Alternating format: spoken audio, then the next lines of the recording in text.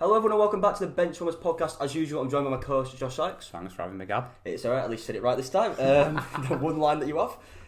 So we're going to start off today talking about, how this is going to be the end of Season 1, I guess. We're going to be moving on to Season 2 of the Benchwarmers Podcast after this episode. So it's been a great journey so far. I think we've learned a lot in our short time doing this. I don't know what episode we're on, like 22 is it now? 22, I think. Yeah, we've had quite a few interviews. We've had people come and go. It's been nice. Yeah, it's been fun. Obviously started for 3 of us and now there's only 2 looking at you, Henry Troutland. But definitely won't be watching this, so he won't care. But yeah, we're starting off then talking about, obviously, probably one of the biggest games that we've had in a while, the Champions League final. Of course, we did our predictions 2 episodes ago. I think we've had the Kevin Locker episodes and stuff. Yeah. But we, of course, discussed who we thought we'd go into the final and win it. We both had different predictions. But did any of us come out right? Well, you did, yeah. I already knew that. Yeah, Gab said Bayern Munich could win. I said Man City would win. Man City decided to completely bottle it against Lyon. And I'm not going to get into a rant about that because I'll go on for about half an hour about how Pep Guardiola was wrong. But yeah, so the final ended up being Bayern Munich against Paris Saint-Germain, and Bayern Munich came out on top 1-0 in what was an interesting yet rather dull affair. Manuel Neuer being the wall he was, absolutely outstanding game from him. Yeah. Neymar and Mbappe didn't show up. Mbappe missed what you could call a sitter from about 8-9 yards out. So Kingsley Coman, ex-Paris Saint-Germain player, ended up... Is it? Yeah. I didn't know that. He ended up putting the Munich side into the lead and eventually won the game. Yeah, I didn't watch the game. I was at work when it was playing, but judging from what I've heard about it, it was a bit of a stale game to say the least. In terms of actual stats, Bayern Munich only had 12 shots, 2 on target. PSG had 10 shots, 3 on target. Not one for the neutrals, to be honest with you, which is a shame because most people watching the Champions League final are neutrals. But the sad news about the game was after it, PSG fans were rioting in Paris, which is absolutely absurd, to be honest with you.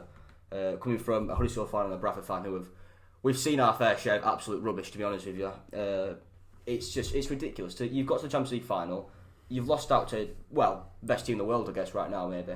By a long way. Yeah, it's just ridiculous. It's just a stupid thing to do, really. It's embarrassing to the club completely. But of course, Josh, you predicted a Manchester City win, who were representing England. So we're going to move it on quickly to the new England squad. It has, of course, been released for the upcoming friendlies. I have no idea who England are playing, to be honest with you. It is Iceland in Reykjavik and Denmark in Copenhagen. I can't believe you knew that. But yeah, do you have the job squad up, or do you want me to just quickly read it out? Yeah, you can read it out and then we'll have a little conversation about one of the defenders before we go on to who we think should have been included. Yeah, absolutely. The England squad then, the 3 goalkeepers picked were George Henderson, Dean Henderson, Jordan Pickford and Nick Pope. The defenders were Trent Alexander-Arnold, Eric Dyer, Joe Gomez, Michael Keane, Harry Maguire, who we'll be talking about, Tyrone Mings, Kieran Trippier, and then of course Kyle Walker. Midfield, Declan Rice, Calvin Phillips, again a bit of a controversial one to say the least, Harry Winks, James Ward-Prowse, Phil Foden and Mason Mount. And the strikers and the wingers available to the club right now, Tammy Abraham, Mason Greenwood, Jadon Sancho, Marcus Rashford, Danny Ings, Harry Kane, and of course Raheem Sterling. So straight away then, what are your thoughts on the squad? I'm glad he's called up Phil Foden and Mason Greenwood. Yeah, by a long way. Mason Greenwood's had an outstanding first season at Manchester United in the first team. I think he's their 3rd top scorer. Unbelievable player. He's shown his qualities in abundance playing for Ole Gunnar Solskjaer's side. Yeah. As for Phil Foden, he's not played as much for Man City as he would have liked. However, he has played a lot this season compared to previous. He's played in multiple different positions and he's a versatile tool for Gareth Southgate. Yeah. I do believe Guardiola needs to play him more, seeing as he's just got an England call-up. I think he will with David Silva's departure as well. I think this is going to be his year to really blossom and come out of his shell. Especially he's got the confidence of being called up to England. Well, we can hope so. Yeah, although I do want to say one thing. I think this squad has really weak midfielders. I know we're just talking about Phil Foden, but I think... What he's called up is weak. Yeah, I think Harry Winks, James Ward-Prowse, Calvin Phillips, they're good.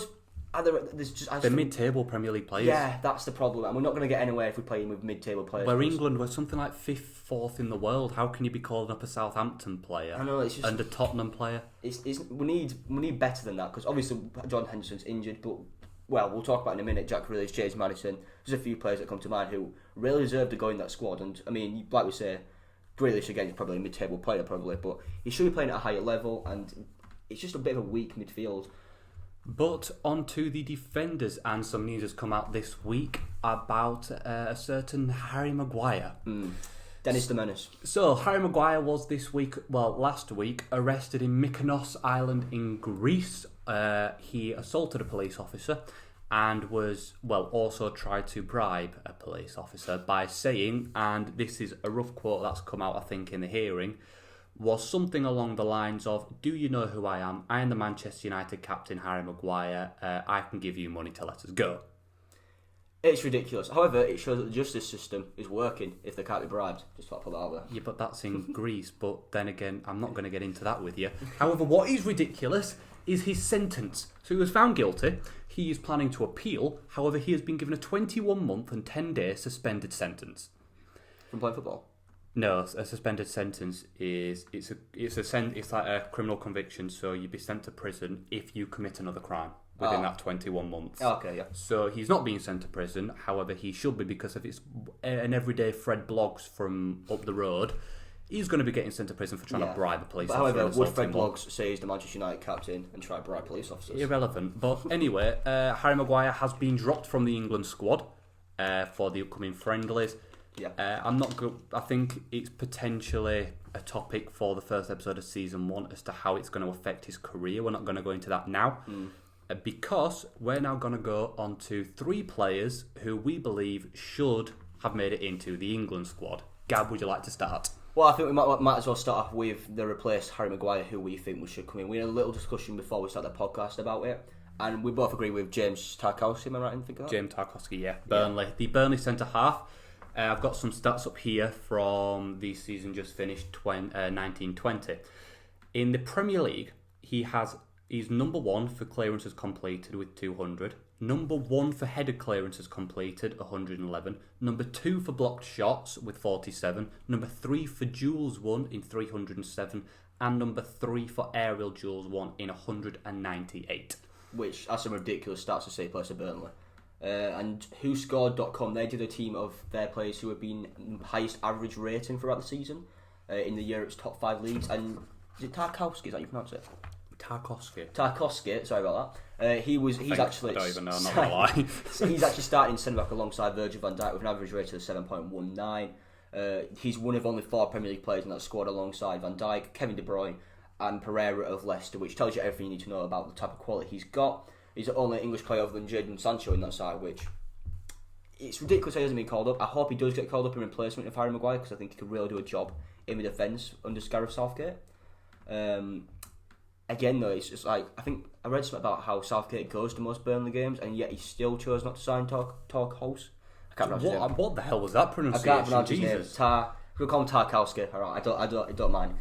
I read that he went to a lot of Burnley games, actually watched him, yet he still wasn't convinced by him, which may be the reason for him not getting called up, but we'll never know, and hopefully he does get called up next time. Yeah. So I think we're going to move on to the midfield now. And one player who has not been included, who I firmly believe should have been included, is Aston Villa's Jack Grealish. Yeah. So this season he's made 36 appearances, 8 goals, 6 assists, 91 chances created and 1,164 passes completed. That is for an Aston Villa side who only just stayed up. They struggled. He's been linked with a move away to the likes of Manchester United and Tottenham Hotspur. That move does not look like it's going to go through. It looks like he could be spending another season at Aston Villa as their club captain and talisman. I firmly believe he should have been called up. Yeah, I have to agree. I think with this England squad, like we said, the midfield's weak. He could be that number 10 who, well, either him or James Maddison, really. He could be that number 10 who just is the outlink between the midfield and the attack. He could be the one to play those through balls. I don't know where I'm going with this, but you know what I mean. He should be in that squad, definitely. He's been the only decent player in the Aston Villa team throughout the entire season, debatably. He's probably the reason that they've stayed up at the end of the day, because without him, there'd be a lost cause. They'd be like Norwich City. You pronounce it wrong again. I can't pronounce. Is it Norwich? Norwich. Norwich. Ignore the W. Norwich. But he's been the only decent player in the Aston Villa team. He deserved a call up, and I think it's a bit unfair because obviously there's a lot of controversy around it because Southgate at the start of the season said he wasn't going to call up Grealish because he needed more Premier League experience. However, he's going to call up Calvin Phillips of Leeds United, who's never kicked a ball in the Premier League. it doesn't make sense. It's one thing for one player and another thing for another. I know it's completely different positions. However, it's just completely media pressure coming off the fact that Calvin Phillips had a good season for Leeds. Leeds fans, obviously, they're well known for being some of the best in the world, debatably. It's just that media pressure which I think got to Southgate and him calling up Calvin Phillips. But yeah, no, I'm not saying he shouldn't have called up Calvin Phillips, but my opinion is you can't call up a Championship player to play for England. Yes, he's a Premier League player now, but he's not kicked a ball in the Premier League yet. Therefore, he's still a Championship player until he can prove himself in the Premier League. Like, fair, don't call him up for the September friendlies, call him up for the October, the November friendlies, when he's had a month or two in the Premier League and shown what he can do. At the end of the day, he could be a complete and utter flop in the Premier League. Yeah, therefore, he's not worthy of an England call-up. He needs to adapt to it first before playing on the biggest stage of international football. Well, you know what I mean, playing on for international. Yeah, anyway. I'm actually going to continue with that with a bit of a controversial one because I was looking for the players who I think deserve a call-up, and I've gone for a Championship midfielder. Who have you gone for? Currently linked with the likes of, well, not massive clubs, but Crystal Palace and Fulham. I've gone for QPR's Ebere Eze. How did I know you were going to say that? He's made 46 appearances in the Championship, scored 14 goals and 8 assists from the attacking midfield position. And I think, obviously, it'd be hard to get in over Grealish or Maddison. Was Maddison called up? No, so a bit strange that. It'd be hard to get in front of them two. However, if he did make his Premier League move, like if he could, get mates like Calvin Phillips will, like Jack Grealish will, then I think he could be a real he's experienced in the Championship, he knows what it's like, and whilst it's not the same level as a Premier League, of course, it is technically a lot more competitive. The football's a lot quicker, it's a lot more hard work, if that makes sense. So I think he deserves a chance. Moving on to the best player in the world, Lionel Messi. He has yesterday handed in his transfer request to Barcelona. He has been rumoured to be wanting to move away for the past couple of years due to upset with the board and him disagreeing with a lot of their decisions, appointments and signings, etc. This season, Barcelona finished the Champions League in the semi-final after losing 8-2 to Barcelona. No, they didn't. After Barcelona lost 8-2 to Bayern Munich in what was an outstanding display from the German side, but an absolutely abysmal display from the Catalan Giants. Yeah, it kind of showed how far Barcelona have actually dropped since their glory days of having Iniesta, Xavi, Messi, but it shows how far they've actually come now, and it's a bit sad to look at, really, because they're once well known for such a great possession game, and now they're just hard to watch at times. Yeah, so what's happened is Messi's not happy with how the board is running the club. So he's not happy with the signings they're making. Barcelona are trying to get Messi into the Champions League as such, are therefore signing experienced, fully developed players instead of focusing on the youth side of things, which is what Bayern Munich have done for several years, which is why a lot of their squad is young players, apart from the likes of Lewandowski, Müller and Neuer and Boateng and things like that. The rest of them are young as such. So I think what could have potentially tipped Messi over the edge as well is the fact that the presidential elections are happening for Barcelona. Yeah. The presidential candidate, I do not know his name, he has said if he is appointed president, he will sack Ronald Koeman, who has just been appointed, and instead replace him with Xavi, who is currently managing in Qatar. I think it's a poor decision. I think Koeman, you've got to give him time. He's done it well. Obviously, he wasn't great at Everton, was he? Well, no, they got him from the Dutch national team. Which, yeah, I mean, he's got experience with some of the best players in the world, the likes of Virgil van Dijk. And I think with his experienced manager, he's a Barcelona legend, he knows a club. You look at Man United with Ole Gunnar Solskjaer. Yeah, him. I completely forgot his name. He was a club legend. He's only the manager, I think, Cardiff and Molde, whatever they were calling Iceland. Yeah, Molde. But they brought him in, and he's not done a bad job, to be fair. So Koeman, who's got even more experience than Solskjaer, he could do a decent job, I think. I think he'd be a really good appointment. Yeah, so obviously moving on now to where he could potentially end up. I know Gabriel has some facts about his wage. Yeah. His current wage bill, his weekly salary is £950,000 per week. To put that into perspective, I get £60 a week compared to that, which is ridiculous. Yeah, but you're 17, he's 33. But still, he's a long way off. For his image rights, he gets £9 per year. £9 million per year. £9 million per year. His yearly bonus is £13 million, and his loyalty fee is £25 million. So that is absolutely ridiculous. And, well, it clearly shows that a big club's got to sign Messi, which is obvious to start with. Don't want to start for that. So if you want to put it into a bit more perspective than what Gab has just said in terms of how much he earns a week, thank you for letting everyone know that. Messi has £950,000 a week. A Lamborghini Aventador will set you back £260,000. I know Gab has just passed maths, so do you care to tell me how many Lamborghinis he could buy? 3. Yeah. Yes, that's why I passed maths. 3 full Lamborghinis a week. Which is mental. That's ridiculous. I don't think I'll be able to afford in my entire lifetime, to be honest with you. But he's to put into perspective how big a player he is for Barcelona. Jesus Christ, we said perspective a lot. And why he's wanted by so many massive clubs. So far this season, that's just this season, in 33 games in the La Liga, he has scored 25 goals and got 21 assists. That is his 46 goal contributions altogether in 33 games. That is absolutely... I'm proud if you had him 25. Yeah, it was so hard.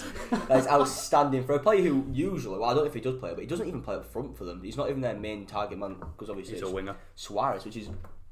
It's crazy, really, if you think about it like that. Yeah, so obviously moving on to where he could potentially go, and the front runners are Manchester City.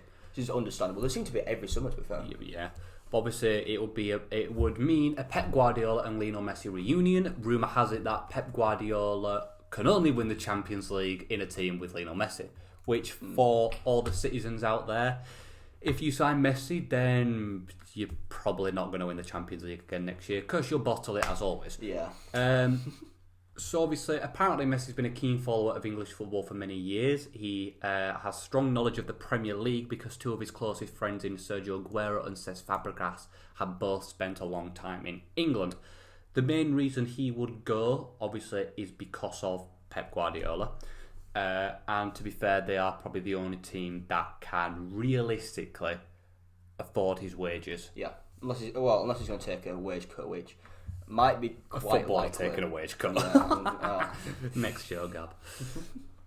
It depends really on...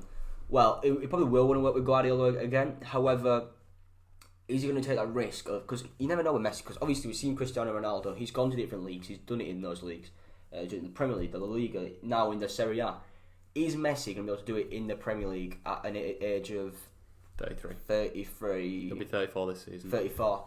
So, is he going to be able to do it in that league? I think personally he will. I mean, you see Jamie Vardy's similar age, and he is 33, Premier League top scorer. Yeah, so if you look at that, you would imagine Messi can do it against the likes of Burnley and Crystal Palace. Yeah, but obviously James Tarkowski. Obviously, Virgil van Dijk can't get him. But obviously, the Premier League is much more physical than the Liga. I'm not saying it's more physical than playing in Europe, but as he clearly showed against Bayern Munich, he has zero desire to track back, zero desire to win the ball back when he loses it. If you look against Bayern Munich, I think at one point they were 4-1 down, or no, it might have been 4-2 down or something like that. He loses the ball.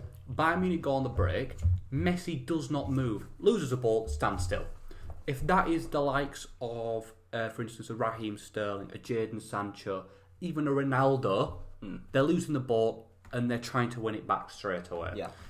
He played that game like he was the best in the world when clearly on show he wasn't. It was Robert Lewandowski.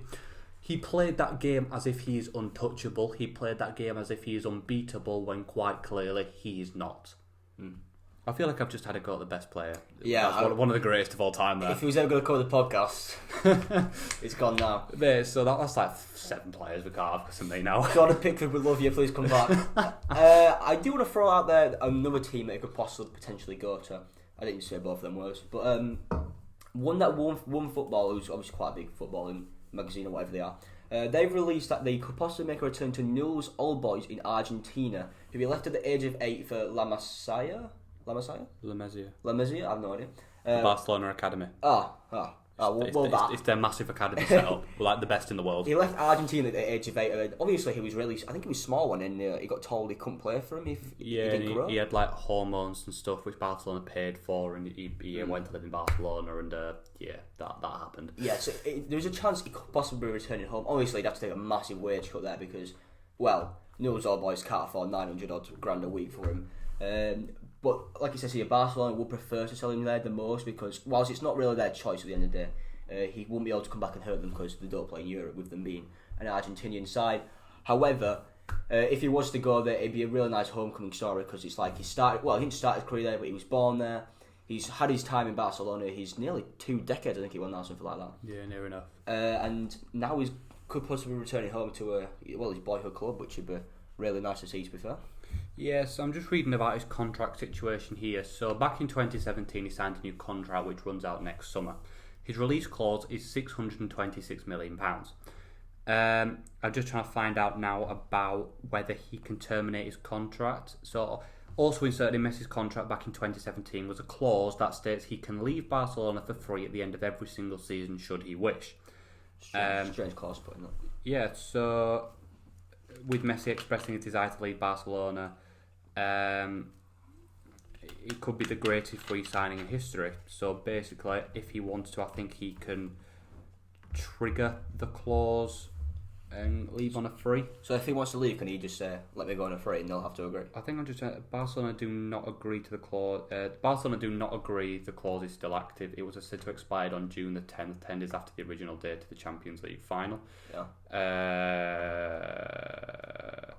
Well, obviously the coronavirus halted everything that's happened. Yeah, so obviously it could have potentially changed something, we don't know. But if that clause does exist, he would genuinely be one of the greatest free signings in all of football history. Probably the greatest, to be fair. Yes. Even at the age of 33, it's still a quality signing. Yeah, I think for me the last place he could go, which I know you've just got up there, would be to have him united with Cristiano Ronaldo at Juventus to form what could be, well, the GOAT of all attacks. Yeah, I'm going to say.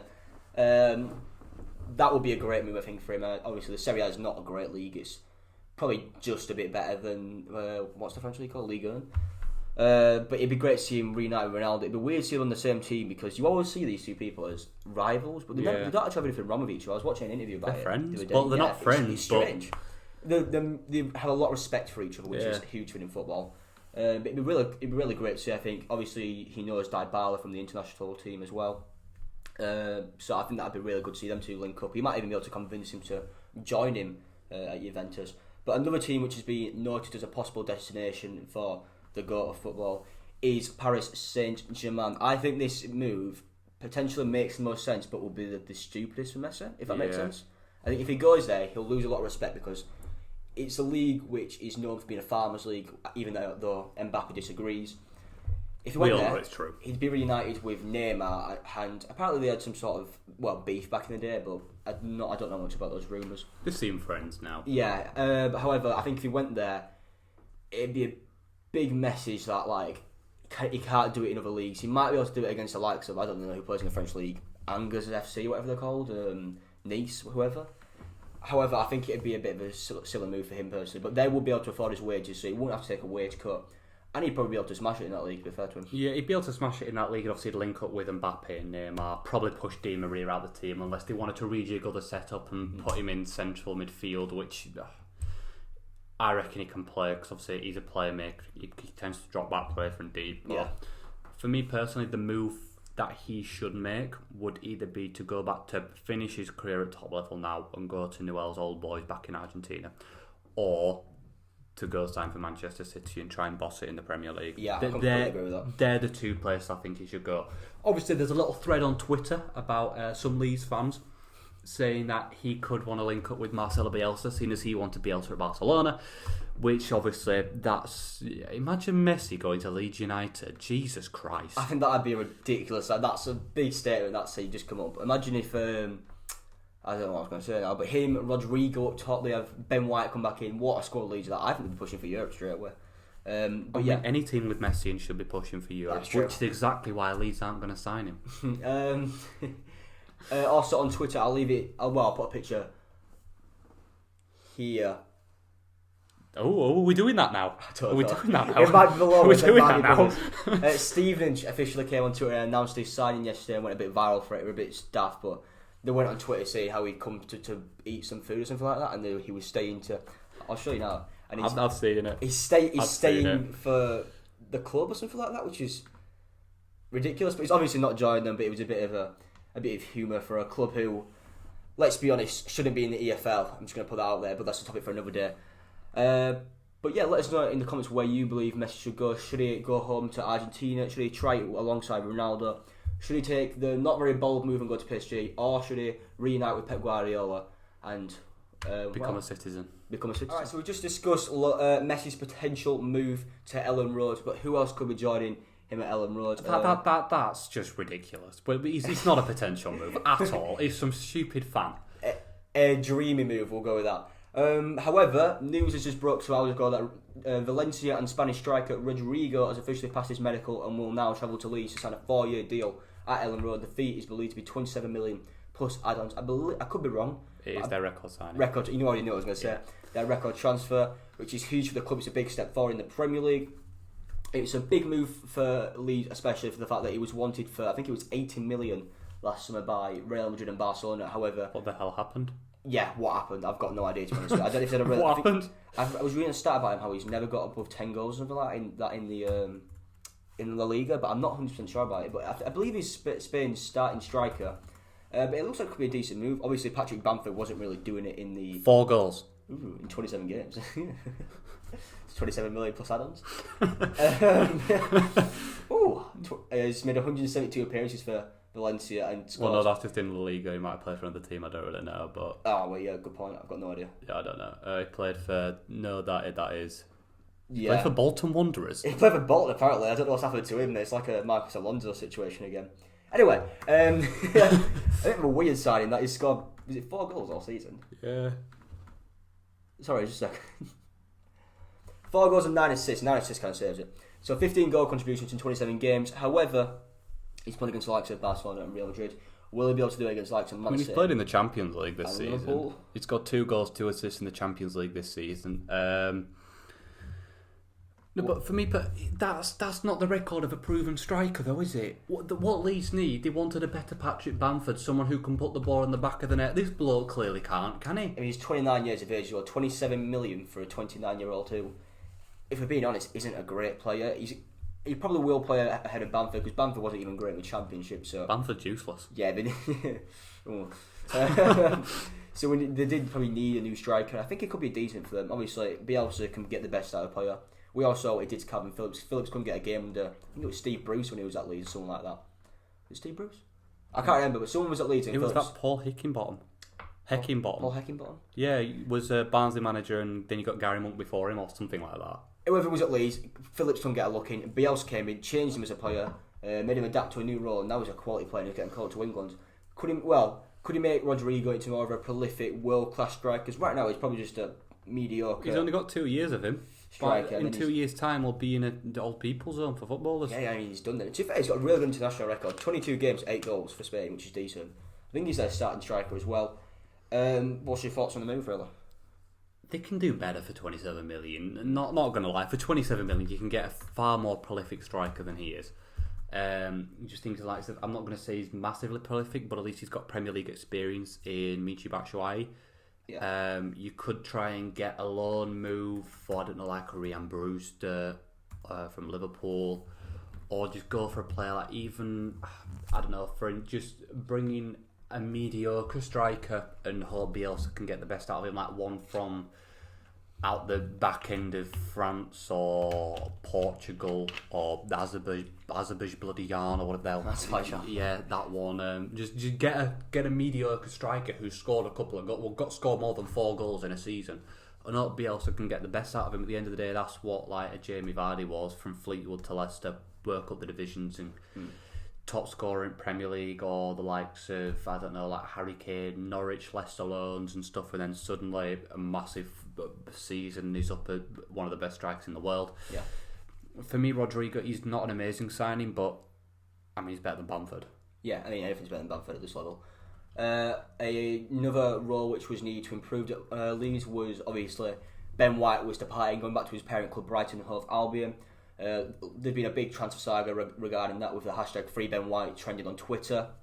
Brighton, however, have said they're not willing to sell him, especially not to Leeds, as they see him as a direct rival. They think that they'll both be playing at a similar level next season. Leeds had a further 25 million turned down last week, and I'm going to put out a bit of a controversial point here. I think that's the best news possible for Leeds. Don't get me wrong, Ben White is a fantastic defender, and I think he can do a job in the Premier League for them. Obviously, he was linked with Liverpool earlier on in the season as well.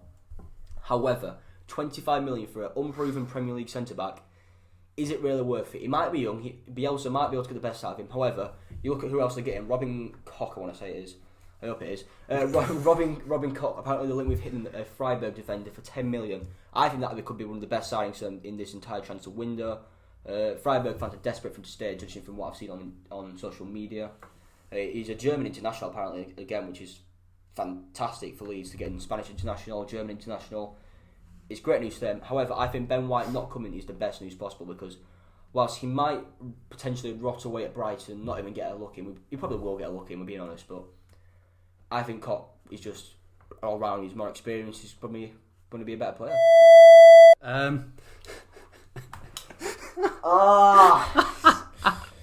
I was trying to avoid all jokes. That's never happening. That is never happening. We are a professional podcast. If you're a guest watching this, do not listen to him. But no, yeah, Ben White, that 25 million is overpriced. I mean, at the start of the window, it was rumoured to be about 50 million quid Brighton wanted for him, which is absolutely, but he's barking mad. So yeah, I'm gonna call him Robin Koch. Oh, did you do history at high school? No. Oh. There was I forgot his name now. It's something and it's spelled the same. It's pronounced Cock. Back in a minute. Keep talking. Right, so yeah, Ben White, 50 million overpriced, 25 million is still overpriced. For me, he's a Brighton player. Brighton can't demand more than 20 million for a player. Surely to God, he's only ever had championship experience. Robert Koch, that was him. And he did something to do, he's a German physician and microbiologist. I don't know what he did. He found something out with infectious diseases. Don't tell you don't learn anything from the Benchwarmers Podcast. What about tuberculosis? I don't know what that is. Anthrax. Ladies and gentlemen, history and biology with the Benchwarmers Podcast. I feel like history, don't trust what I'm saying, I've got no idea what I'm on about. Anyway, yes, obviously Ben White, Brighton can't demand more than 20 million for a player. For me, Ben White, only having championship experience, you can only demand 15 million at most. And I know you're typing in Harry Wilson, which Leeds have been rumoured with not even getting him on loan, we're just buying him. I think about 22 million is what's been rumoured, something like that. He's not worth, in my opinion. Well, you've seen there from at Johnny_W89, I would take Harry Wilson for 20 million, bargain. Bargain in capital letters as well. Yeah. However, the comments disagreeing, saying, not for me, majorly overrated. I'd take him for 10/15 million, 20 seems steep. Would prefer a loan to buy at that price, which I agree with. Yeah, well, Aston Villa FC, calm. You don't know what you're talking about. I can say, yeah. I'm starting a Twitter war here, lads. I think for the 20 million price like that, is he preferring Rangers or Bournemouth? I don't know who he plays for now. I'm not sure if Bournemouth bought him from Liverpool. I can't remember. I don't know what happened with him. I know he really had a good season at Derby. I think he's a Liverpool player. Liverpool have no plans to loan out Harry Wilson. Yeah, he was just on loan. Yeah, I would never even up Rangers. Yeah, well, look, 7 goals in 31 appearances for Bournemouth. The season before, 15 goals in 40 for Derby in the Championship. So he can clearly do it at the Championship. I mean, some of the free kicks he scored in the Championship were world class. Yeah, but that's all he's got. But then you move into the Premier League. Bournemouth, to be fair, they weren't a great team. They didn't do great. That's all he's got. All he's got is his free kicks. His free kicks are astounding, to be fair. He's a Welsh international. I think... Who isn't a Welsh international? The local farmer sheep is a Welsh international. Oh my God. Wilson, come on the podcast. Wilson, okay. I think with Harry Wilson, they could get a lot better for 20 million. And they were linked with Leon Bailey, I think it was, for a brief amount of time. Oh my God. They might still be, but to be fair, he'd be a quality signing for Leeds. He's got pace, he's got power.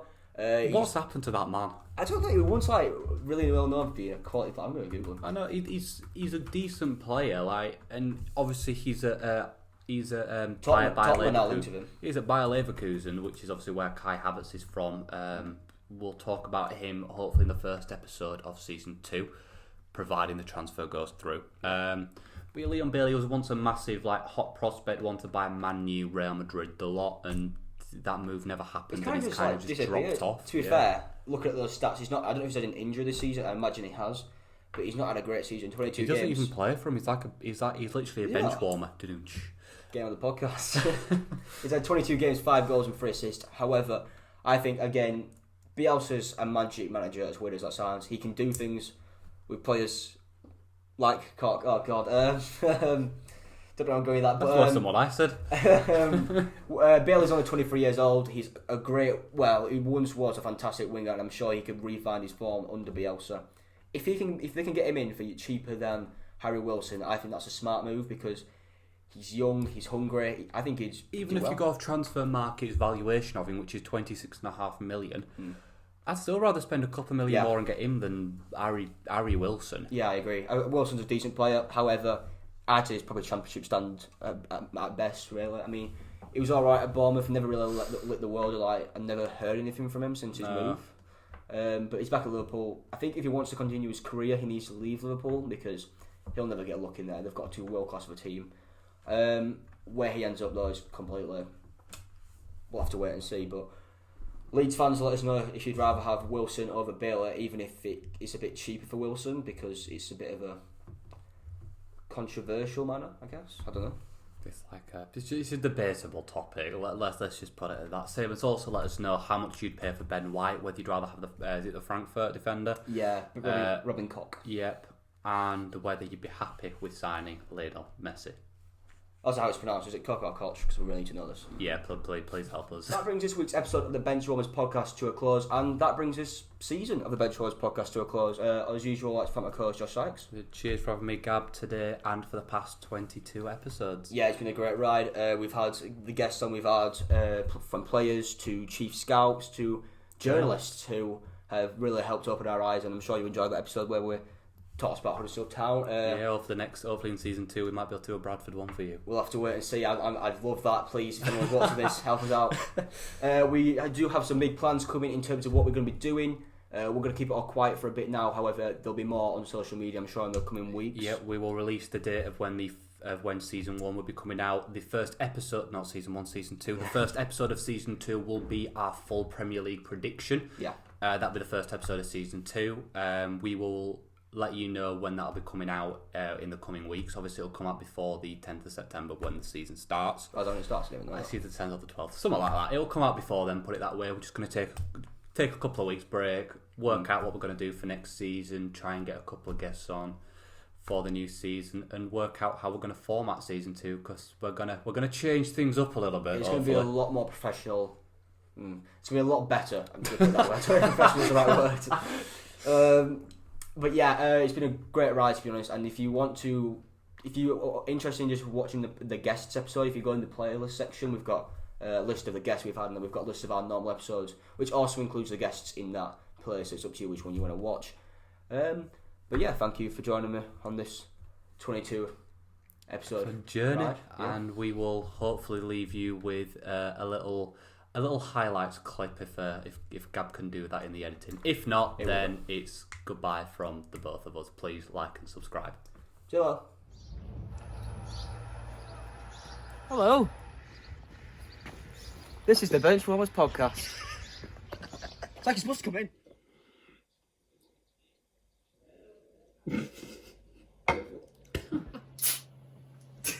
Hello everyone and welcome back to the Benchwarmers Podcast. Umbrella. Me and my umbrella. That's prime virgin behaviour. Shut up.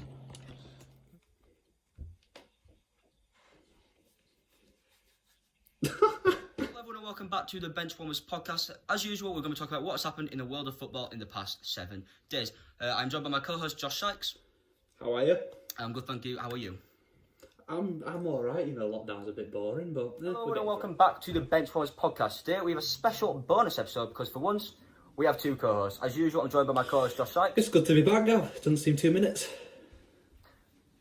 No, it literally hasn't been 2 minutes. And for his first feature since the first ever episode, joined by co-host Henry It's Charlton. good, Gav. It's like it's been 2 minutes.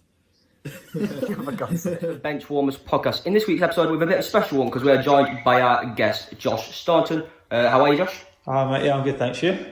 Yeah, I'm good, thank you. And as usual, also joined by our co-host Josh Sykes. How are you, Josh? Not too bad, Gav. Just realised we have 2 Joshes. Didn't really think that. Lads, Guten Tag and welcome back to the Benchwarmers Podcast. As usual, I'm joined by my co-host Josh Sykes. So good to be here in the great British weather. Yeah, as usual, when we choose to do the podcast, it is 30 plus degrees.